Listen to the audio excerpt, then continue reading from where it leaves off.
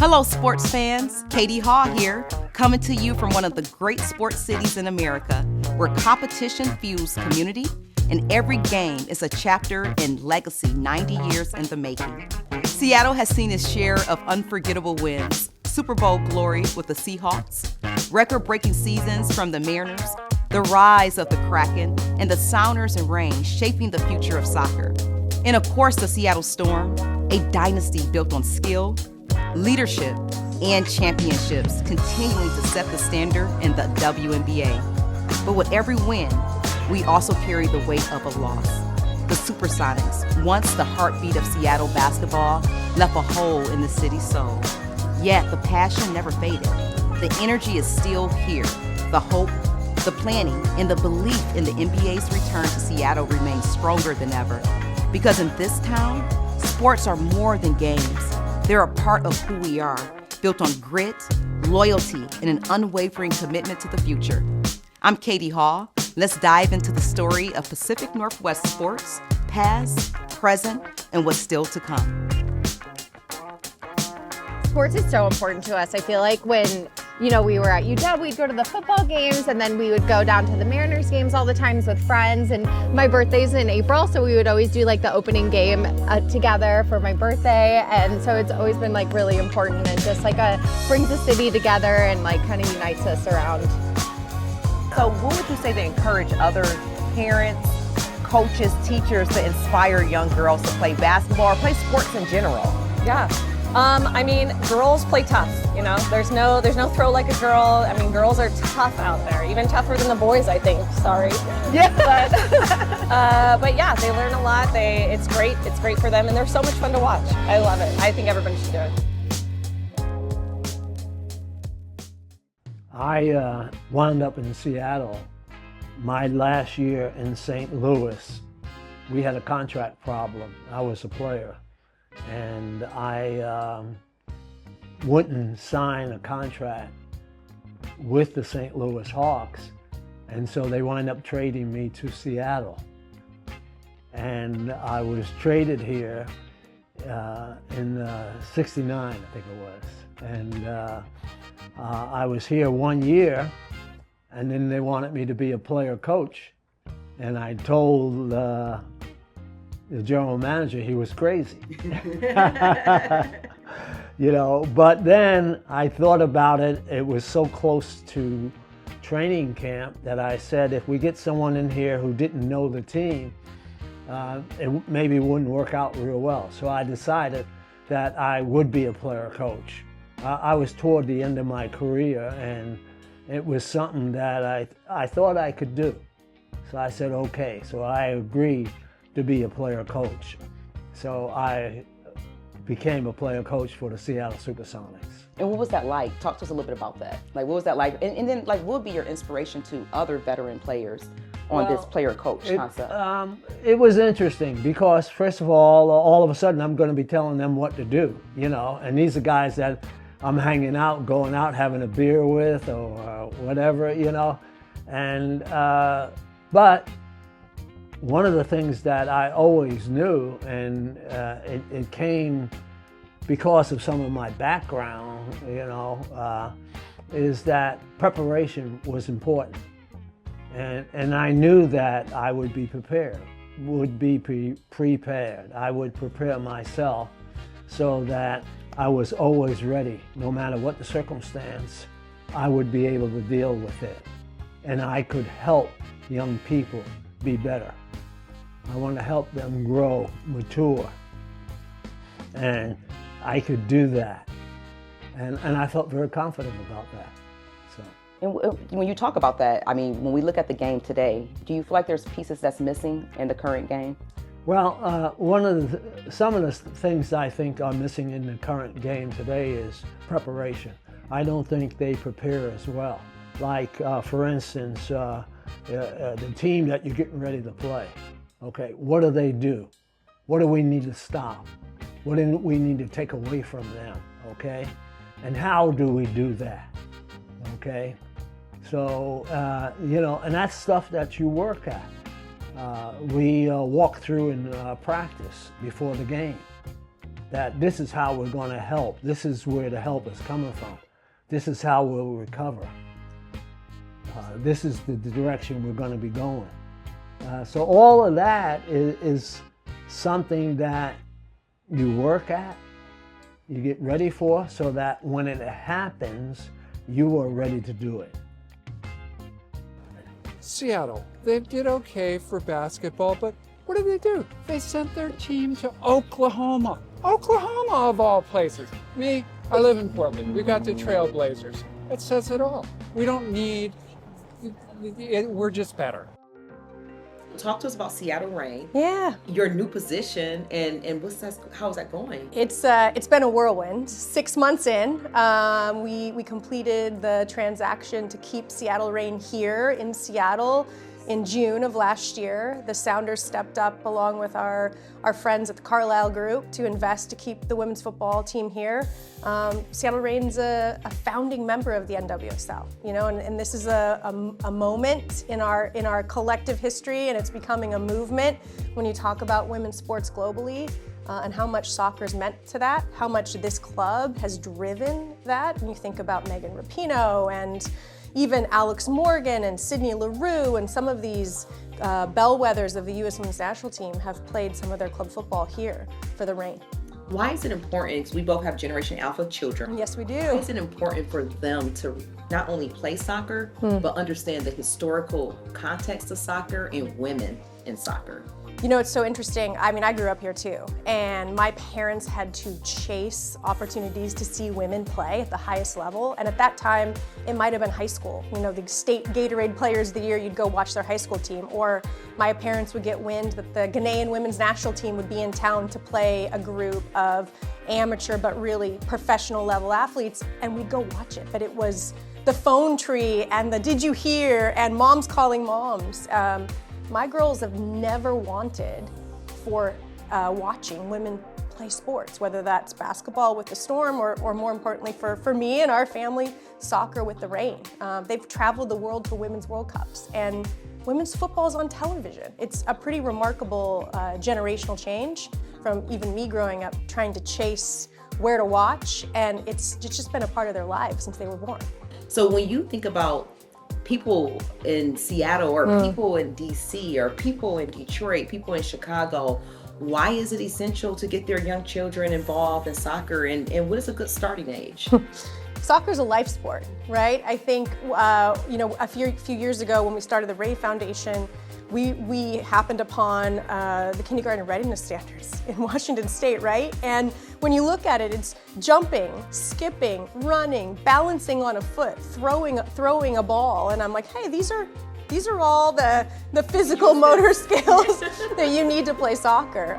You know, you look at, my kids have had a ball at their feet since they could walk, right? It is something innate in us to want to sort of have movement. And, you know, we always say at the Ray Foundation, if you give a kid a ball, they're gonna know what to do with it. And you see them light up, smile light their face. They might throw it, they might kick it, they might sit on it, but they're gonna find joy and have fun, right? And that's what sport's all about. At the end of the day, yes, we work in the professional game. Yes, it's about winning championships. Yes, this is the best of the best women's football played in the world. But when you go into community and you see these kids' faces get lit up just by handing them the tools to be physically active, to be creative, to invite others to play with them, to create that sense of community and belonging, that's what we're really doing. You mentioned how the Sounders and the Reign, and there was a real support system to be able to keep them here. So when we look at like basketball, we got the Storm, and we used to have the SuperSonics. How can other teams join forces, sort of like how the Sounders and the Seattle Reign did, to be able to keep both teams stable, to keep them both marketable, and to ensure that we're constantly investing into the future?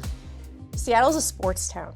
We are a sports town, and it doesn't matter if it's a women's sports brand or a men's sports brand. That is one of the unique parts of this world. Culturally, you look at the Storm and the capacity that they have driven into the WNBA by a group of local women when the Sonics left, saying, no, we're gonna step up to keep this here. And this is gonna be the new model for the league. It was a proof of concept. It's one where I think we all recognize that when we talk about a sports engine or a sports enterprise, owning and operating an NHL team and an NBA team and an MLB team. Nobody confuses those teams. So there's nothing different about a men's football, professional football team and a women's professional football team. They're different brands.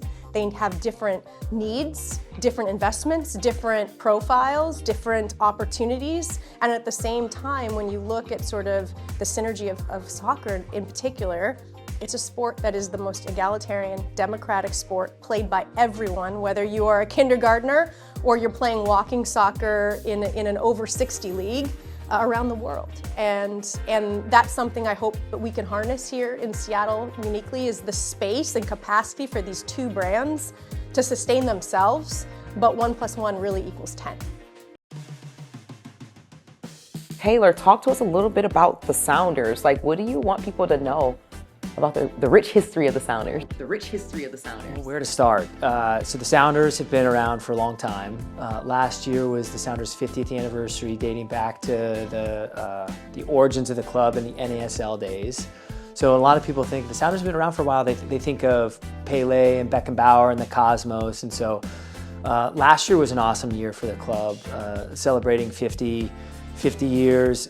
Leagues have come and gone. I think it's the 4th different iteration of the Sounders, but the Sounders brand, Sounders club, Sounders commitments in the community and winning have been here this whole time. And now is the next chapter of the club, building for the next 50 years. And so we're at this amazing facility, which is going to be the home for the club for the next 50 years. We've got some milestone moments coming for the sport of soccer in the next 2 years with the FIFA Club World Cup, where the Sounders are playing in. And then the World Cup coming to North America. Yeah, absolutely. You mentioned 50 years for the Sounders, right? Yep. And so what was the most pivotal moment in the Sounders' history? Gosh, there's a lot. If I was going to put one, there's a couple of different milestones that I'll call out. This club has always found a way to engage the community, but also compete for championships. The club's first championship actually is in 1995, so it's the 30th anniversary of that first championship, and since then the organization's been privileged to be able to win several across a lot of different tournaments. So there was 95, 96, there was another in 2005 and 2007, and then 2009, 10, 11. So this is a club that competes and wins championships, and that commitment to excellence is kind of core to everything we do. But if I had to put one above the others, it was in May of 2020 when the Sounders won the Champions League. It was the first Major League Soccer team to win the CONCACAF Champions League. That's the Champions League of our region. And because of winning that tournament, the team went to Morocco and played against some of the biggest brands last year. And now with the Club World Cup in its new iteration, we're now competing with 31 other teams this summer. We're welcoming the biggest brands in the world, PSG and Atletico Madrid and Botafogo. We're not only in the competition, we're hosting the competition and we're participating in this competition. This in advance of the World Cup, where the national teams and the federations are coming. It's hopefully it's a 1 + 1 = 11 moment. And so so let's just stop for a minute, because that's huge. Yeah. What does that mean for our city? It means a ton. It means that we get to invite a bunch of people across the world and give them another reason to come to our corner of the Pacific Northwest and see what we do and why we do it.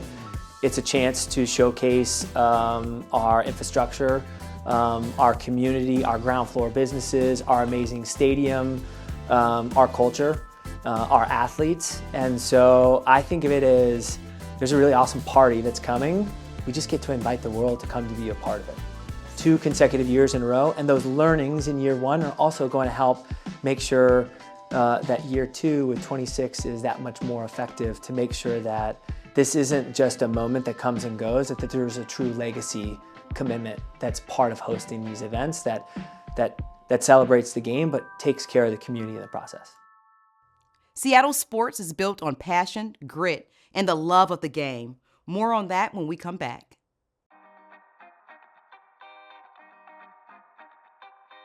So let me ask you a question. So if the SuperSonics return, what is that going to do to our beautiful city? I mean, sports really drive a lot of traffic and so much tourism. If the Sonics come back, ticket prices, you can imagine, just like the Kraken, are going to be so high. Like, basketball in Seattle has such a rich history. It is. That if the Sonics came back, season tickets would be impossible to get them. Would you mind telling us a little bit about the origin story of why did you guys bring the Kraken here in the pandemic? Yeah, well, we didn't plan that part, but the whole franchise, the enterprise, came about because our ownership and our leadership knows what an amazing sports town this is, but also wanted to create something that has a positive and lasting impact in our community, and to create a hockey culture that's really inclusive and welcoming for everyone. And so we actually started, as you mentioned, during the pandemic. We got the franchise approved at the end of 2018, started pulling together a staff in 2019, but really we're still a skeletal staff. And then 2020 came around and the pandemic hit. We had been working since the time the franchise was approved until the time we launched our brand in 2020 on what would the name be. Because as you remember, we didn't even have a name. We were NHL Seattle back then. And we had been hearing from thousands of our fans of what name did they want, and this was a huge thing. Everyone said, what's your name going to be? That's the only question anybody asked for like a year. And so we were planning this amazing party, this brand launch that was going to happen, late spring, early summer of 2020, and then the world shut down. Yeah. And the pandemic hit, and then George Floyd was murdered. Right. And so suddenly internally we're talking on the phone with each other saying there are way bigger issues happening right now, and yes, this is important to our fans, but it's happening against a backdrop of these massive issues in our society, so we need to rethink our launch. And so we were able to scramble, really, and work with the league to create a 1-month online separate brand called Release the Kraken that we sold right before our main brand launched. And 100% of the net proceeds of that went to nonprofits. Wow. It was split between 3 nonprofits: Youth Care, which is our primary charitable partner, which really focuses on the young people experiencing homelessness in our region, and then Community Passageways and the Urban League. And we did not have, we didn't exist yet. We didn't have pre-existing relationships with the Urban League or Community Passageways. But after George Floyd was murdered, we reached out to our Black employees and said, we want to do something to support the community. What do you want to see us do? And they said, well, we want to support some nonprofits that are Black-led and Black-focused, but also specifically at least one that's focused on young Black men. Yes. So we got a list from the Seattle Foundation of different nonprofits they had been working with, and from that selected Community Passageways and the Urban League. Reached out in sort of a weird email to Dom and Michelle saying, you don't know me, but we may or may not have an opportunity coming, because we didn't know what would happen, but you have to get permission to put the name on a website. Yeah. So I said, if we were to give you money, could we list your name on a website? And they're just kind of like, well, who are you? But it worked out well, and not only did we make the donation, but it started great relationships with both the Urban League and Community Passageways. And Dom and Michelle were both at the game last night. So wow, yes, wow. So that was how our name was launched, but I think is also really indicative of the kind of organization that we seek to be, that we strive to be. Hockey has not historically been the most representative, inclusive, welcoming sport for a lot of different reasons, and because we're a new team and because of who our leadership is and what they believe in, we have this opportunity to write our own narrative, to define our own brand of hockey, and that, as I mentioned, really is one that is welcoming and inclusive and representative of everyone. 90 years of sports, right? Because we know that the 90th year of sports awards is coming up in Seattle. What do you want to see in the next 90 years? I want to see sport that's accessible to everyone and that all kids. We know that sport and play are so important to young people's development. It's not just the physical fitness, it's mental wellness, it's social and emotional development, it's learning how to play on a team, it's learning how to fall down and get back up. And right now that's at risk, and sports is minimized in schools, or you think of who has access to parks and play fields and gyms, and it's not equitably distributed. So I think we need to prioritize that as a community and make people aware of how important it is. It's not a nice to have, it's a must have. So I would like to see a place where people better understand how important sports are to youth, and that any kid who wants to play can play. So Mario, what's going on? How are you? Doing well. How you doing? Pretty good. Pretty good. So hey, native, right? Seattle native. Yeah. Can you roll the clock back for us and talk a little bit about sports in your lifetime?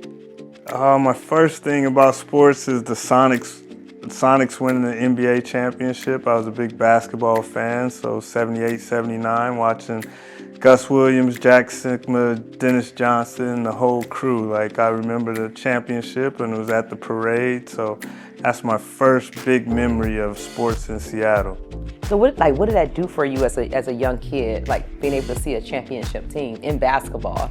Well, for me, they would come to our schools and do different activities, and they were in the neighborhood. So you could actually touch those guys, and I got to see those guys up close and personal.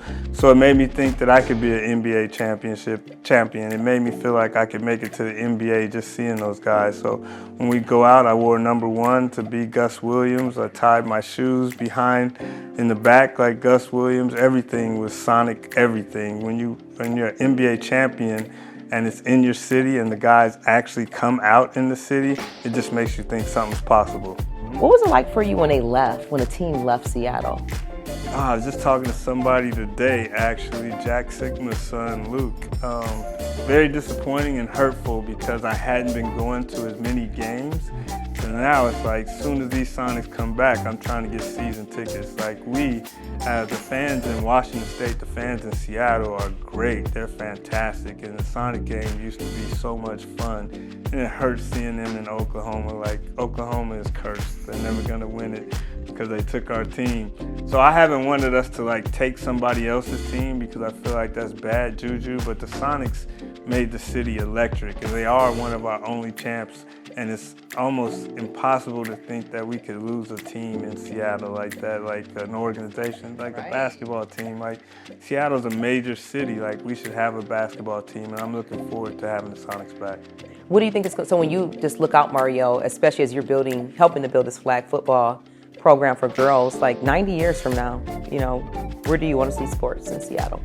I just want to see us be great because I feel like our fans, if you look at the 12s for the Seahawks, the Sounders, everybody, when we have a team that's winning, our fans come out and show out. Like, we have some of the greatest fans in the world. I've played everywhere, in Canada, in Europe, in the States, in multiple cities. Seattle is one of the best places. So I just hope that we can get some more champions and that we have a major sport and a sport in every major sport in Seattle, and look forward to that.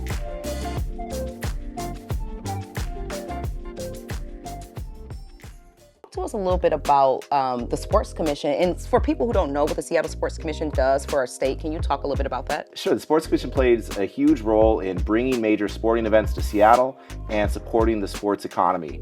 And we view ourselves and our executive director, Beth Knox, as leaders in the community, uniting the franchises, uniting all of the businesses that are involved, and uniting all the cultural elements that come together with sports to make the city and the region everything they can possibly be. Absolutely. And what can other cities learn about the uniqueness of Seattle's sports, business, community, and the overall economy? I think other cities need to learn that the culture and the community contribute to the success of the sports franchise. It's a mutually beneficial relationship. And we're so lucky here in Seattle, the way our sports franchises invest in our arts, the way they hire local musicians, hire local artists, and they tap into that cultural authenticity that people in the city really feel. Brian, you just feel so passionate about sports in general. Where does that come from? I really think it just comes from all the experiences you have, right? When our Seahawks won the Super Bowl, and I remember as a kid, the Sonics and what a big impact they played on our city. And Brian, what do you want people to know about the uniqueness of Seattle? Boy, like any native, you want to know the secret. I want people to know that it rains here 365 days a year. It's terrible. Nobody should want to be here. Don't move here. Don't move here. No, I think people need to know that if you're a Seattle sports fan, that you're going to be a part of a bigger family, and that you're going to find yourself at a show with someone who is wearing the same shirt as you, and it is a really unique intersection between the sports teams, the sports fans, the artists, the bands and the music scene. It's just a really unique group of people. From legendary plays to rising stars, the story of Seattle sports is still being written. Stay with us. Go Mariners! Awesome. So Rick, talk to us a little bit about the history of the Mariners. Wow. Almost 50 years of incredible baseball here in the Pacific Northwest. We were born in 1977, but prior to that, you had the Seattle Rainiers for so many years, many years in the old Pacific Coast League, the 1 year the Seattle Pilots, and then here come the Mariners in 1977, and Diego Seguí started the first game in the history of the franchise, April 6, 1977. He pitched for the Pilots, and here he was pitching out for the expansion Mariners. We had the greatest announcer in Major League Baseball in Dave Niehaus here for that first pitch. The initial voyage, welcome to the Kingdom across the street there. And we're off and running, and we played the California Angels. They shut out the Mariners in the first game. Frank Tanana, Nolan Ryan shut out the Mariners in the second game, and Dave Niehaus said, I didn't know we were going to score a run all season long, but they did. And the Mariners set sail on an incredible journey that's lasted a long time, and it's great to be a part of it myself for 42 years. And from 1977 to 2025, we've had incredible players along the way, incredible moments. 1995 was the team that doing what they did when they did and how they did it, and saved baseball, JD, in this community, in the state of Washington. We were 13 games out of first place. Ken Griffey Jr. broke his wrist, shattered his wrist on May 29th of 1995, was out for 3 months, but the guys hung in there. Randy Johnson and Edgar Martinez and Mike Blowers and little Joey Cora and Dan Wilson. And the Mariners started winning when Junior came back in August of that year. Ended up in a tie with the California Angels at a one-game playoff. It was Randy Johnson against Mark Langston, and Randy won the ball game 9-1, and we made it to the playoffs for the first time, and then won the American League Division Series after losing the first 2 games in New York, coming back to win 3 in a row. Randy Johnson won Game 3. Edgar Martinez won Game 4 with a 3-run home run early and a grand slam later on to get us to a Game 5. Game was tied after 9 innings, down by a run, 5-4. Bottom of the 11th inning, little Joey Cora with a bunt base hit, Junior with a single up the middle. Then here comes Edgar Martinez with the biggest hit in the history of our franchise, Joey Cora and Ken Griffey Jr. And it was the greatest moment, I think, in the history of the franchise. What's the best kept secret about the Mariners? Best kept secret about the Mariners? Wow, this ballpark is amazing. I really love T-Mobile Park. I think it's one of the best ballparks in the country. For years, we played in the Kingdom, which was a concrete bowl stadium that was for baseball and football and tractor pulls and conventions and everything like that.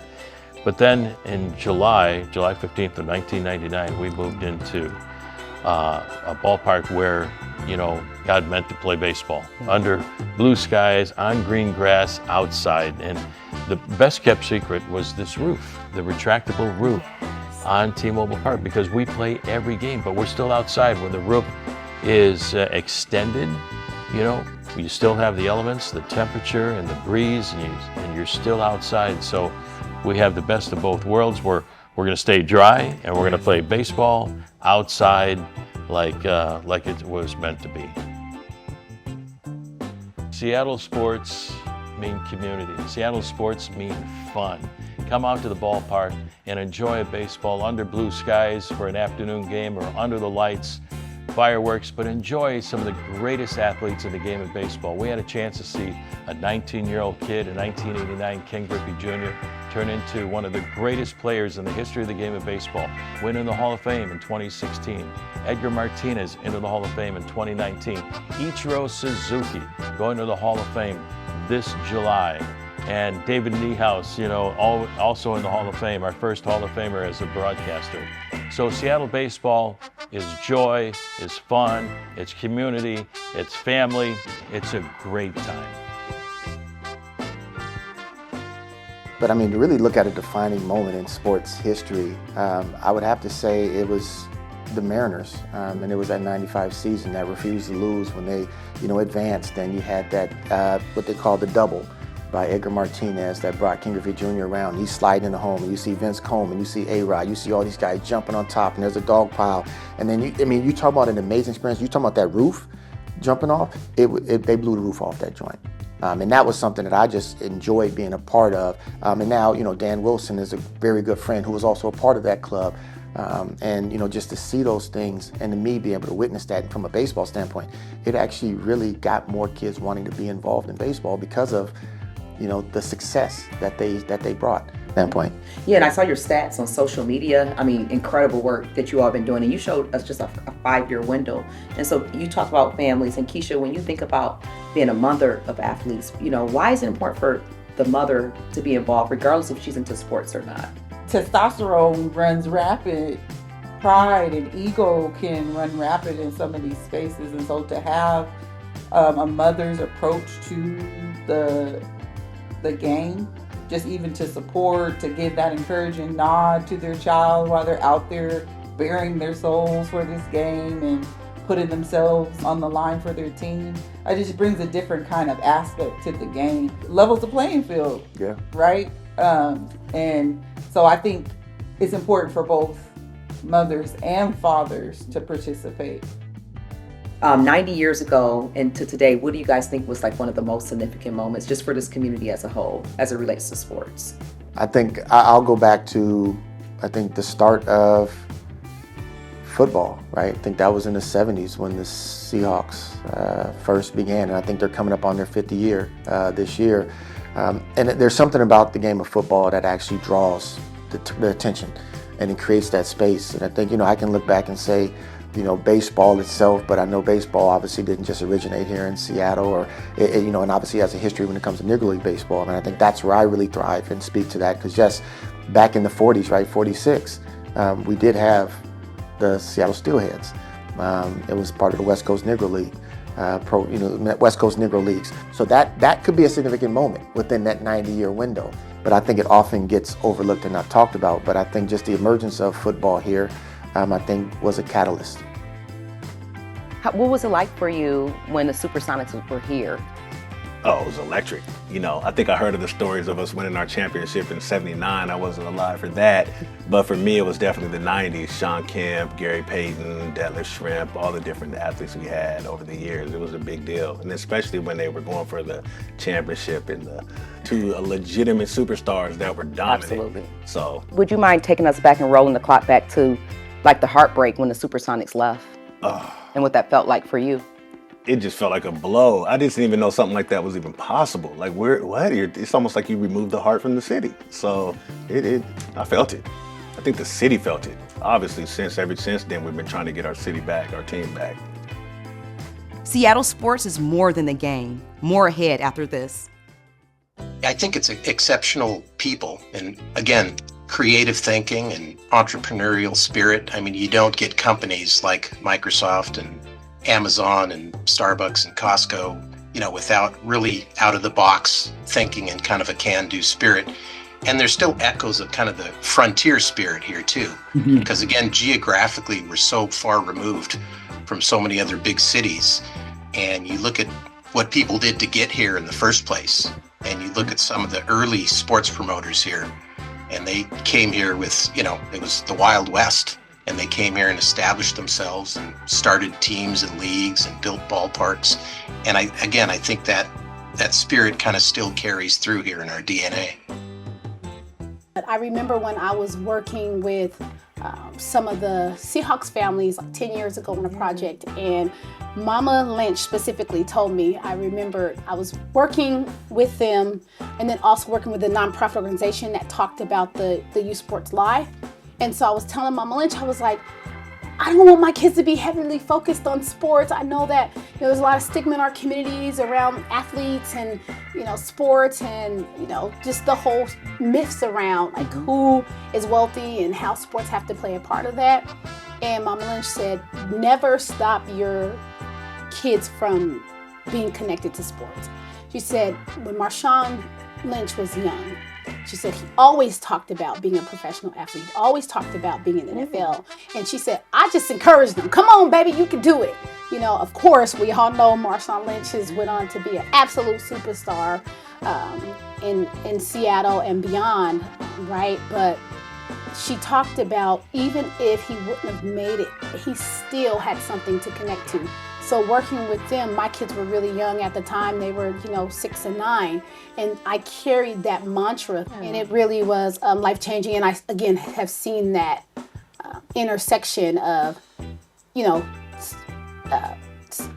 scholar athletes, yes, really having to focus on their schoolwork to be able to play.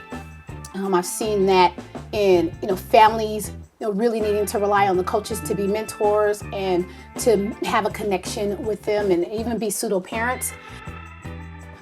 Just thinking about staying instead, so being available where maybe parents or guardians can't be or aren't able to. Then, being able to be secondary parents and role models to young people, essentially.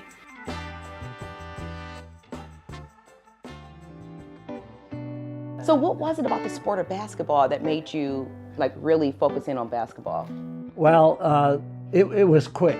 It was very reactive. I mean, it was fast, and I liked that. I liked the up-tempo of the game, and I liked being able to defend people, try and take the ball away from them, things like that, and so, it became. I was ready to play both ends of the floor,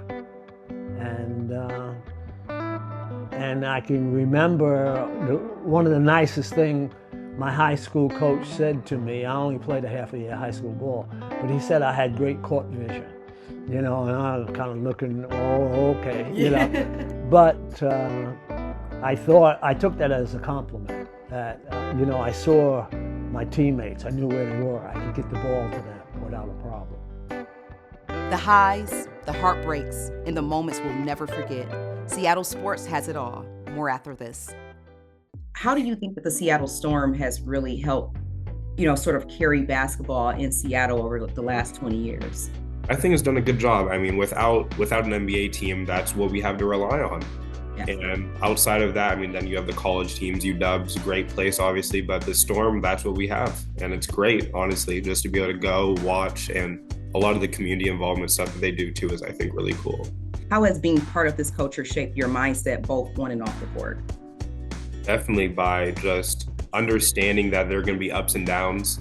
And a big thing for me is being able to fight through that adversity and just knowing how it's going to be able to help me, because if my biggest adversities are happening on the court in my life, then I've lived a great life. Here's, I think, the thing about teamwork that I think exemplifies life. On a team, you're only going to do as well as your team does. You have the superstars, but to win the big chip, you have to do it with a team. Life is the same way. Okay, it's a different big chip. It's the biggest chip of all. And that's influencing mankind. That's influencing people to be the best people that they can be. You don't get that by complaining. You get there by looking at what you think the problem is, and like a Rubik's cube, you adjust it. You look at it from every angle. You find people of like mind who do the same, and you get busy trying to fix it. Sports teaches that. Okay. As a matter of fact, I think many politicians could learn from really good coaches. Yeah, they could. There's some coaches that get it wrong also. Yeah, of course. But the really, not just like in anything, yep. The really good ones are masters intuitively at what they do. When the SuperSonics come back, I'm going to speak positively about this. When they come back, what is that going to mean for our city? Oh, man, I don't know if everyone's ready for it, but the thing is what this will mean to the city is this will be one of the most unifying things the city has probably seen. What I saw when the Sonics were here was a city that was unified through sport. You can even go further back, and my grandpa will tell you about the late 60s and 70s when they first got the first team. And you know, Seattle, there was still a lot of redlining and things going on during that time. But when the Sonics came, that was a moment of unity between a lot of those communities in the Central District, communities out, other communities within Seattle. You saw black, white, Asian, everybody was coming together with their Sonics jersey. And this could be another moment where people, especially people here in Seattle, are looking for a place to unify. This could be that moment for us. So tell me this. So we, of course, you know, the SuperSonics have been gone for a while. Almost we have this whole new generation now, right? Generation Alpha. They're like 14 and under. Right. What do you want to tell them about having basketball in their city and what that does for you? Yeah, well, particularly in Seattle, sports teams do a great job at mingling with the community and interacting with the community. And I think the young people, maybe they haven't been introduced to basketball, you know, maybe they haven't been introduced to like a local hero. And for me growing up, that's what I had. People like Gary Payton, people like Sean Kemp. I mean, we can go to the further era of like Ray Allen and Rashard Lewis. Like, they were our like local heroes, you know? And I'm excited for a new generation to have that. I want to share that with them. I want them to get that experience that I had when I was growing up. It's almost like we're stewards, right? Exactly. To be able to bring them to this NBA being here in Seattle. Right, correct, yeah. History made, history in the making. We're just getting started. More on Seattle sports when we return.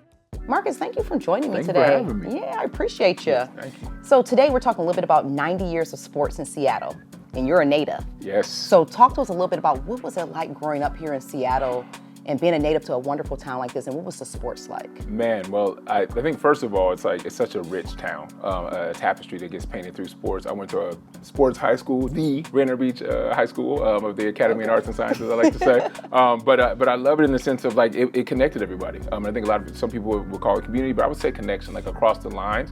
Sports, whether you're on the basketball court, the football field, the soccer field, swimming, I did taekwondo, I did bowling, like all the things that just connect. I think it's a beautiful thing, especially for the diversity of this city, be that geographic, ethnic, all the things. The SuperSonics were my first heartbreak. I loved them, and then no, not in our house. I had a cassette tape. I wanted to be up there at Dick's, ordering the burgers, and won't make it on NBC against the Bulls, all the things. And so when they lost to the Nuggets, I remember being in the basement, and I remember seeing that clip, and I went to the park, and I cried, and I came home and sat in the dark. My dad was like, "What's wrong with you, boy?" I was like, "They lost." So I remember the next couple years when they went to the finals, the energy of the town was just like, it's contagious. Like, it was electric. You can't recreate that, and that's been the energy that's been missing since then. And then fast forward later, I became a teacher, and we had a great partnership with the Sonics at my school. What is it going to mean to Seattle when or if the SuperSonics come back? It's going to be something you've never seen before. Let me tell you, right now, there are a lot of fans here. And whatever team comes here, if they want to, they could use the Sonic name. And if I were them, I would, because it's a no-brainer. And for marketing, promotion, stuff like that, you would want to use the Sonics name, the colors. In fact, you still see it if you walk around, people wearing Sonic memorabilia. It is, I'm a Seattle linchpin when it comes to sports. I know 90 years of sports is the latest topic, so I appreciate y'all coming through, and we're looking forward to having you back. A lot of people attracted to basketball, and we have a great basketball team here. You know, we have the Storm, they're an awesome basketball team, and but we want more, you know, like we want the men's pro team as well, and we want all the you know, grade school teams. We want to like participate with all of it, you know, like we want sports, we want music. Call us greedy, but we want it all. And we deserve it. We're good fans. We get behind stuff. Sports are more than just games. They're memories, moments that shape us, and a reflection of the communities we call home. Seattle has proven time and time again that it is a city built on resilience, loyalty, and an unwavering belief in what's next.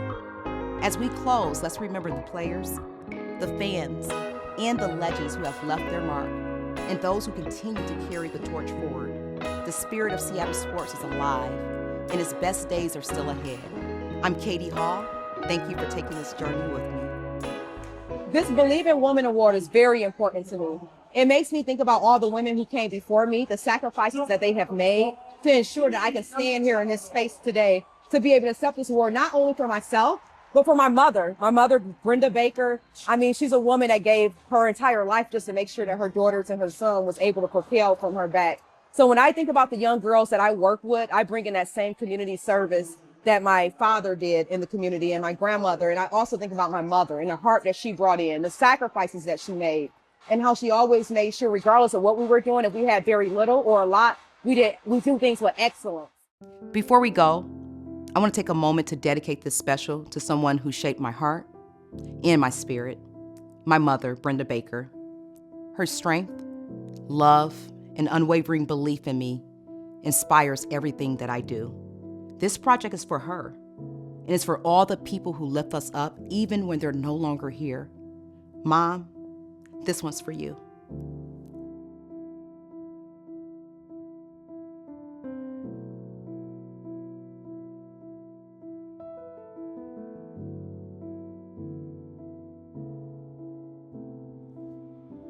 Hi, this is Alicia Valavanis. I will start with Seattle sports and what that means to me. Seattle sports means community. It means cheering for one another, means celebrating the wins. It also means competing through the losses and staying in it together. Seattle sports is bigger than one season. It's bigger than one team or one championship. It's a city that's connected through a common thread of cheering for one another, and it's really special to be a part of the Seattle sports community. When I think about the Seattle Storm and its storied history, I certainly first think of Ginger Ackerley and the Ackerley family, the original champions for the Seattle Storm here. I also think about Lisa Brummel, Jenny Gilder, and Dawn Trudeau, and they're now more than 15 years as Storm ownership. I think the Storm represents a collective of champions, from owners to players to fans, really all committed to showing the powerful space of professional sports to drive positive change. And as I think about the Storm's success, I think it's measured beyond the championships we've won. I think it's also measured in the hopes and the dreams for the next generation of Hoopers, the chance for them to play and, most importantly, to believe in themselves as they are and to believe that they deserve it to be on the court. And I know that we compete for that as well.